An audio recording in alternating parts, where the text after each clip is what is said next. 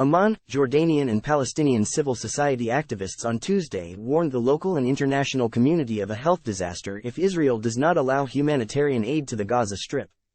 The call was made during a press conference that was held by the Coordination Committee for Civil Society Organizations, HIMAM, called Freedom of Expression Prerequisites for Reform, entitled Freedom, Justice and Rights to Palestine.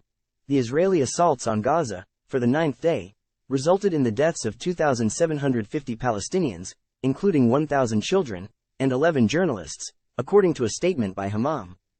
The Israeli aggression also led to the destruction of the Gaza Strip's infrastructure, healthcare facilities, and services, depriving some 2 million people of clean water, food, medical supplies, fuel and causing displacement and power outages, the statement added. What the Israeli occupation is doing in Gaza is a crime of genocide since they have blocked basic human needs while targeting civilians and causing mass forced displacement, said Director General of the Justice Center for Legal Aid Hadil Abdulaziz. Israel must halt its aggression on Palestine, Abdulaziz told media representatives and civil society representatives who attended the press conference in Amman. Israel is obliged to secure safe paths so that humanitarian assistance could reach Gazans, Abdulaziz, whose organization is part of Himam, added. In addition, Abdulaziz called on the International Criminal Court to intervene by launching investigations into Israel's breach of human rights conventions. We also reject Israelis' occupation plans to force Palestinians to migrate from their land, Abdulaziz added. Founder and board member of the Center for Defending the Freedom of Journalists, Nidal Mansour, criticized the Western double standard during this crisis. We always hear the West boasting about ensuring the human rights of people in practice and in conventions, but this is not being applied in the case of Gazans, Mansour, whose organization is part of Himam, said. Mansour told the gathering that Himam plans to hold serious meetings with the international community in Jordan to discuss their commitments to human rights conventions. We want to ask the international community about their own commitments to human rights, which should be applied justly on all without any discrimination, Mansour stressed.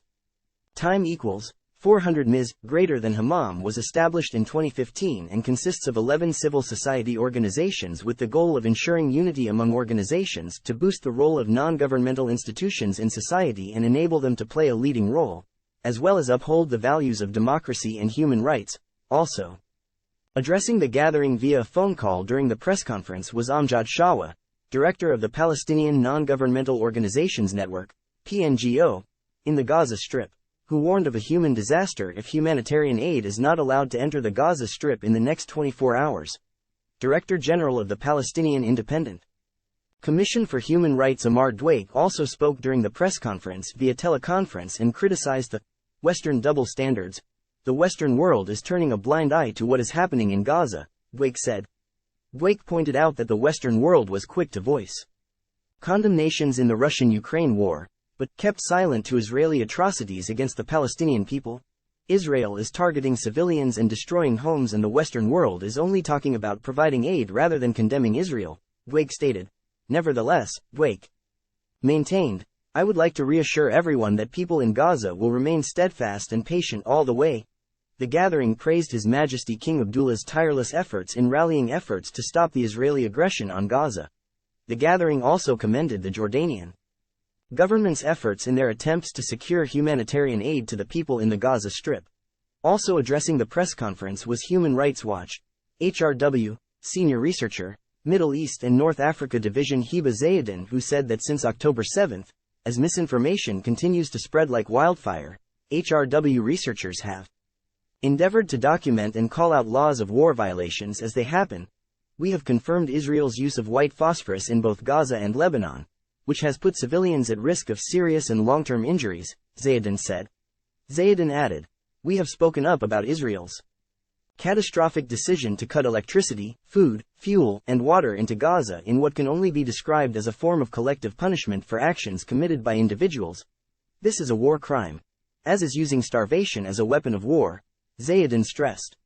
The HRW representative also stated that her organization condemned Israel's evacuation order, demanding that 1 million people evacuate northern Gaza, when there's no safe place to go, and where the roads are rubble, fuel is scarce, and the main hospital is in the evacuation zone. We have called this order out, not just for not being an effective warning at all, but Also for risking mass forced displacement, Zayedin added.